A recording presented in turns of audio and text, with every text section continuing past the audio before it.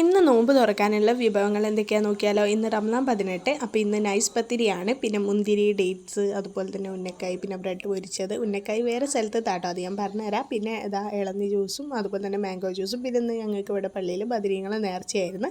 ബദരീങ്ങളാണെങ്കിൽ നമുക്ക് ഇതാ ഇതുപോലെയുള്ള കറിയാണ് കേട്ടോ കിട്ടുക. അതിനൊരു പ്രത്യേക ടേസ്റ്റാണ്, അടിപൊളിയാണ് ഇങ്ങനെ നേർച്ച കിട്ടുന്ന ചോറും കറിയും ഒക്കെ കേട്ടോ. എനിക്ക് നല്ല ഇഷ്ടമാണ്, എൻ്റെ ഫേവറേറ്റ് ആയിട്ടുള്ള ഒരു വിഭവം തന്നെ കേട്ടോ ഈ ഒരു കറി.